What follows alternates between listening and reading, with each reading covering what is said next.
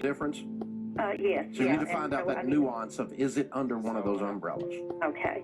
All right. And if it is, then we can roll over the entire amount to a Roth. Yes, and 100% of it will become taxable at that point. Okay. Okay. So we would have to pay the taxes up front to do that. How much was in there? You said 60 grand? Uh-huh. So it'll create a tax bill about 15,000 bucks. Okay. Okay. All right. Well, and be prepared for that on the side. Don't use this money for that. Right. Right. Okay. So if you can roll it. If you can't roll it, let's throw out another idea. I'm going to move it anyway because I want you to get control of it. Right. And you can move it to what's called a variable annuity. Now, a variable annuity grows tax deferred, like a 401k does. Right. Grows without paying taxes on it until you take it out. And you can pick good mutual funds inside of it, like you would with a 401k. Okay. And that's going to be better than someone else controlling an annuity at a company you used to work for. Right. Okay. And there wouldn't be any taxes if you do that. Okay. I think I heard you say a few days ago about you do something called back into a Roth at the end of the year. You can do a backdoor Roth, and that's if your household income is over the limits for an IRA or a Roth. Okay. And so, are you married filing jointly over 150,000? Yes. Okay. I think it's like 170 now, but I'll have to look it up. Whatever the limit is now, if you're over that, you can open a traditional IRA and then roll it to a Roth. Okay. But he wasn't saying, I mean, your advisor surely knows your income. Right. And so he was, 5,500 is the amount you can open a Roth with, so you must be qualified for that. Okay. That's my guess. Yeah, he already has a Roth that's maxed out at the 5,500. Okay, if you're doing a Roth every year, then you must be qualified for that. Assuming your advisor actually knows your income, they wouldn't have put you in one without that. So, yeah, that's the trick there. So, hey, thanks for the call. We appreciate you joining us. All right, Paulette is in Denver. Hey, Paulette, how are you? Good, thanks. How about you, Dave? Better than I deserve. What's up?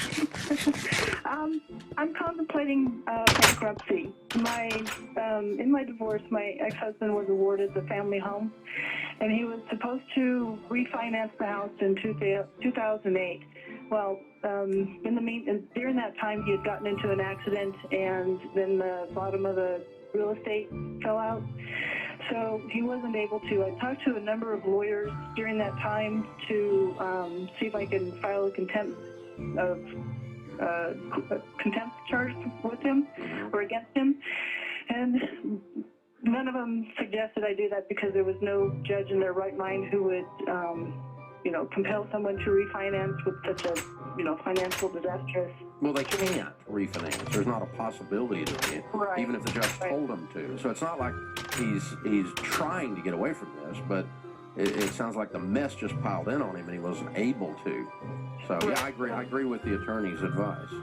Yep, when everything started leveling out and stuff, then I, charged him with the contempt charge. And the case has been going on for about 2 years now.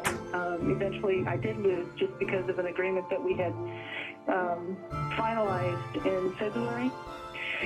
Anyway, he's supposed to sell. The house has been ordered to be sold. However, he is still way upside down in both his payments on the first mortgage and especially the second mortgage. Mm-hmm. And I know that if he sells the house, it probably he won't be able to sell it for the amount of both the loans combined. Mm-hmm. And knowing my ex, he will eventually make me responsible for any of the, I guess, residue that needs to be paid. Well, he doesn't have that power. Well, you're already responsible because you're on the mortgage. Exactly. You're already responsible for all the late payments, and if the house, if the house doesn't sell for enough to cover the mortgages, you're both responsible for that. Right. So I cannot afford, because it's almost over $400,000, both of them combined. I cannot afford that. So I have been contemplating filing for bankruptcy for that specific reason. Because of something that might happen? I know it will happen. I don't know what will happen. I don't know what's going to happen. Right. And you don't either. You don't file bankruptcy on what might happen. Right.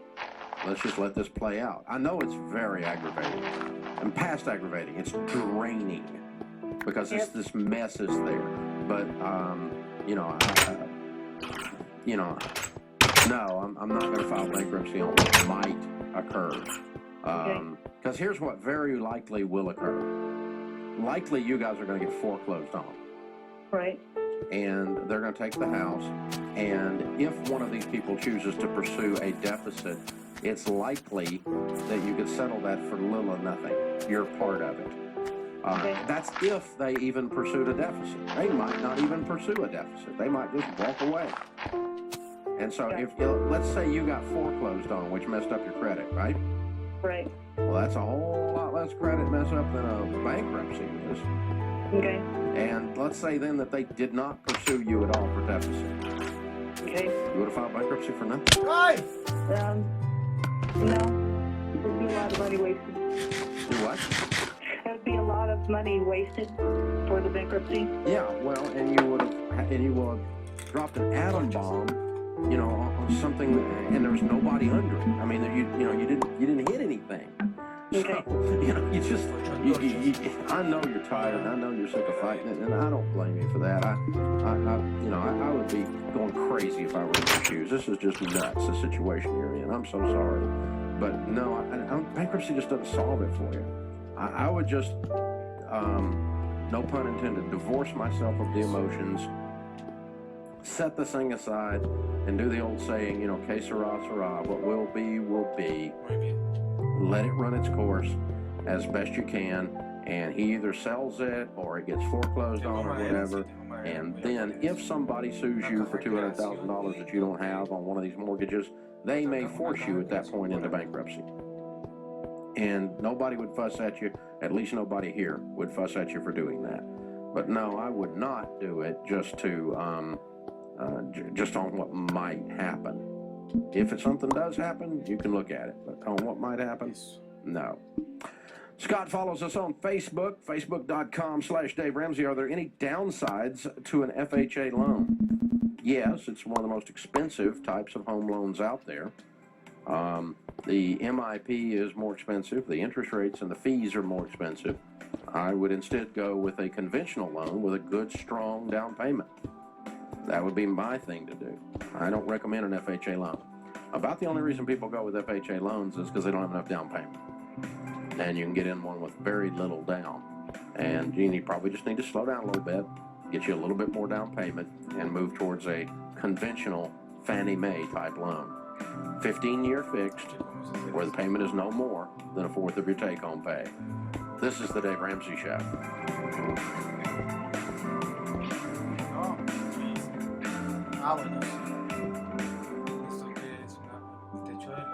If you're one of the 12 million Americans who filed an extension on your tax return this year, October 15th should be circled in red on your calendar. That is the very last day you can submit your tax return documents to the IRS. Your 6-month grace period is almost over, and you need to file to avoid more penalties. The last thing you want is to have the IRS knocking on your door because you missed the deadline again. I know that taxes are stressful and can be overwhelming. That's why I always use a tax expert to help make sure the I's are dotted and the T's are crossed. Our endorsed local providers are local experts who know the ins and outs of taxes.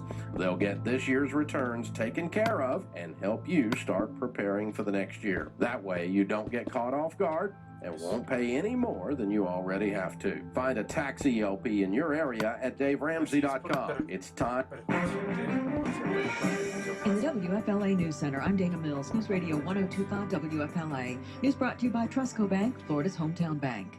Governor Scott is joining with 14 fellow Republican governors to oppose the Obama administration's nuclear deal with Iran.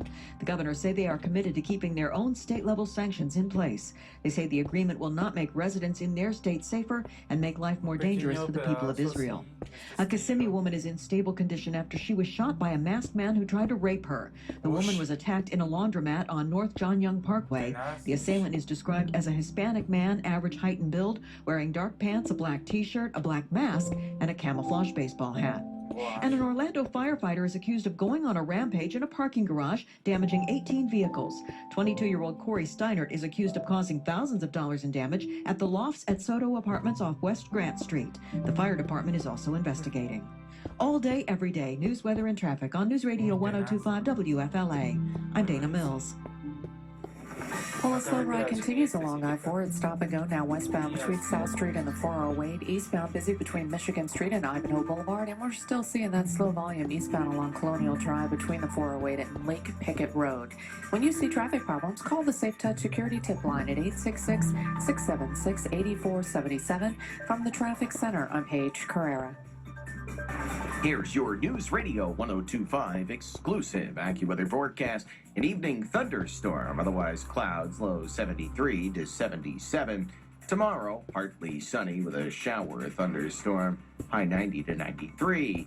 Thursday night, clouds, low 73 to 76. Friday, high 90 to 92. News, weather, and traffic every 10 minutes in the morning. I'm Andy Robb. News Radio 102.5 WFLA.